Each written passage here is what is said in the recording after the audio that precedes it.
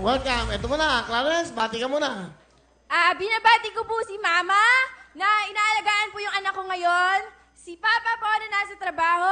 Team Las Piñas po, mga taga-singing cooks and waiters at iba pa. Yung manager ko po, si Ma'am Elvie, Ma'am Love, Sir Adrian, Miss Vanessa, at Sir Ariel po. Alright. Clarence, sino kasama mo? Pinakikilala ko po sa inyo ang aking boyfriend na si Tissy. Boyfriend mo, si TC. Apo. TC, anong gusto mo sabihin kay Clarence? Asawa ko, kahit anong mangyari, alam natin sa isa't isa na okay na tayo sa parents natin, pangarap pa rin kita kasi papakasalan kita.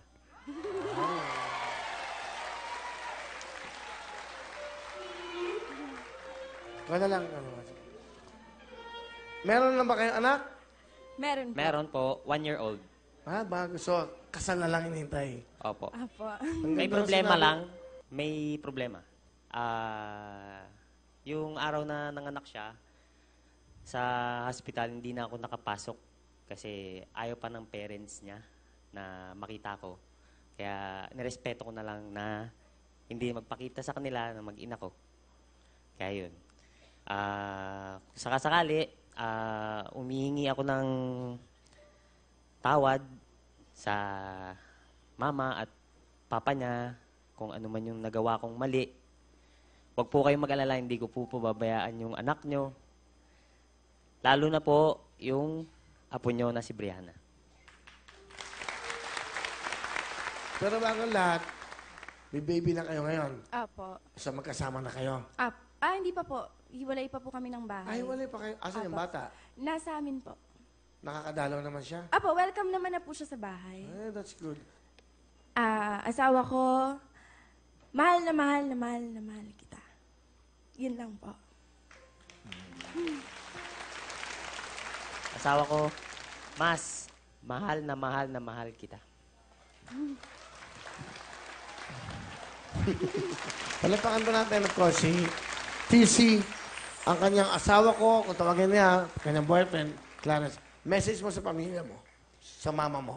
Ma, thank you kasi andyan ka lagi para kay Brianna. Pa, salamat din. Mahal na mahal ko kayo. Yun lang po.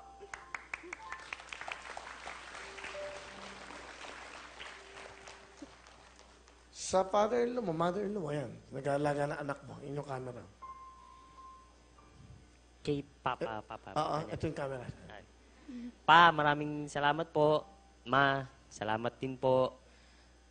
Kung ano man yung pagkakamali ko ulit, patawarin niyo po ako. Matanong ko lang, ano ba yung pagkakamali mo? Hindi. Ano ba ang pagkakamali niya? Will, tanda ko na kasi, bata pa niya. Oh. Bakit? Wala naman. Ha? Ilan taon ka? 30 plus? 32? Opo. Ilan taon ka? 21 po. Oh. Ano masama doon? Di ba? Ganun ang pag-ibig eh. Di ba? Hadlang ba yon sa pagmamahal? Hadlang ba ang edad para pigilan mo ang... Hindi naman po. Aanoy mo ang bata kung wawalang niya naman to si Clarence? Aanoy mo ang bata kung lolokohin lang to si Clarence? Di ba? Gamin. Kung di man ikaw yon, di ba? Sa nararamdaman ko, hindi ko kita kilala. Pero mukhang mabait pa siya.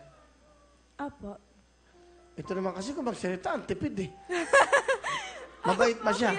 Opo, Kuya Will, mabait po.